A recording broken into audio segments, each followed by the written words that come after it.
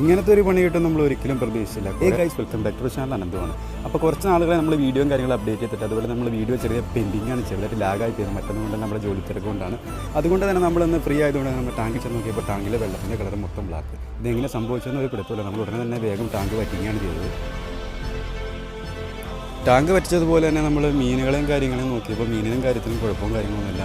Maximum healthy ആയിട്ട് ഇരിക്കുന്നത്. പല സൈസിലാണ് ആയിക്കൊണ്ടിരിക്കുന്നത്. ചിലതിന് ഫീഡും കാര്യങ്ങളും കിട്ടുന്നില്ല. അപ്പോൾ നമ്മൾ അടുത്ത വീഡിയോയിൽ ഒന്ന് സെപ്പറേറ്റ് ചെയ്തിട്ടുള്ളൊരു വീഡിയോ അടുത്ത് തന്നെ അപ്ഡേറ്റ് ചെയ്യുന്നതായിരിക്കും. അതുപോലെ തന്നെ നമ്മൾ ടാങ്കിൽ വെള്ളവും കാര്യങ്ങളൊക്കെ ഫില്ല് ചെയ്തിട്ടുണ്ട്. അപ്പോൾ മീന് കുഴപ്പമൊന്നുമില്ല. അതുപോലെ തന്നെ നമ്മൾ ഓടും കാര്യങ്ങളും വരുന്നത് പോലെ തന്നെ സെറ്റ് ചെയ്തിട്ടുണ്ട്.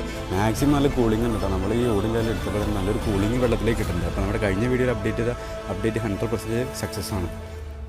അതുപോലെ തന്നെ ഈ കഴിഞ്ഞ വീട്ടിൽ എനിക്ക് കുറച്ച് കമൻറ്റും കാര്യങ്ങളും വന്നിട്ടുണ്ടായിരുന്നു, ഈ ടാങ്കിൻ്റെ ഡീറ്റെയിൽസും മീനിൻ്റെ കൗണ്ടും കാര്യങ്ങളൊക്കെ. അപ്പോൾ ഞാൻ പറയുന്നത്, ഞാനിവിടെ ഉപയോഗിച്ചിരിക്കുന്നത് മേഘ എന്ന് പറഞ്ഞൊരു 200 ലിറ്ററിൻ്റെ ടാങ്കിലാണ് നമ്മൾ മീൻ ഇട്ടിരിക്കുന്നത്.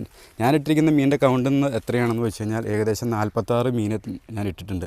അത് ഇത്ര കൗണ്ട് കൂടുതലാണ്. പക്ഷേ ഞാൻ ഉദ്ദേശിച്ചിരിക്കുന്നത് സൈസ് അനുസരിച്ച് സെപ്പറേറ്റ് ചെയ്തിടാനാണ്.